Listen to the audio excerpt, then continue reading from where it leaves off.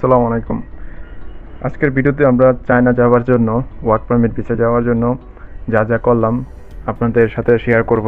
ইন্টারভিউর জন্য ডাকা হয়, তো ইন্টারভিউতে চলে গেলাম। ইন্টারভিউটা ছিল শুক্রবারে আমরা মোট 9 জন ইন্টারভিউ দিলাম। 9 জন থেকে 5 জন সিলেক্ট হলাম।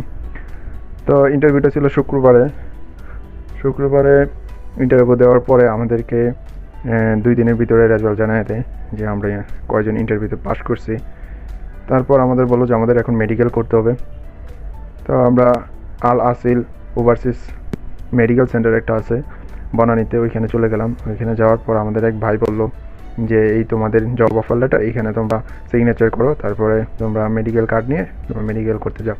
তো আমি জব অফার লেটার সিগনেচার করে মেডিকেল কার্ড নিয়ে দ্রুত চলে গেলাম সেন্টারের ভিতরে। তো এখানে ভাই বললো যে আগে এগুলো এন্ট্রি করাইতে হবে, তারপরে হচ্ছে আপনার মেডিকেল হবে। তো আমি রিসেপশনে গেলাম। রিসেপশনে যাওয়ার পরে রিসেপশন থেকে আমাকে এন্ট্রি করে দিল। এন্ট্রি করে দেওয়ার পর আবার আসলাম এক্স রে রুমে।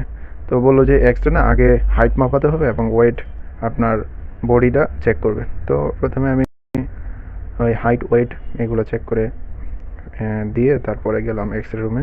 তো এখানে চেস্ট এক্স রে হয়, আপনারা জানেন। চেস্ট এক্স রে হওয়ার পরে তারপর বললো যে এখন ব্লাড দিতে হবে। তো আমি রানা ভাই দুইজনই একসাথে ব্লাড দিলাম, সম্পূর্ণ মেডিকেল সম্পন্ন করলাম। একদিনের ভিতরে আমরা মেডিকেল ফিট কার্ড পেয়ে যাই। এখন আমাদের প্রসেসিং হচ্ছে, সার্টিফিকেটগুলো আছে। আপনারা জানেন চায়না যেতে হলে আপনার মাস্ট বি ডিগ্রি সার্টিফিকেট লাগে।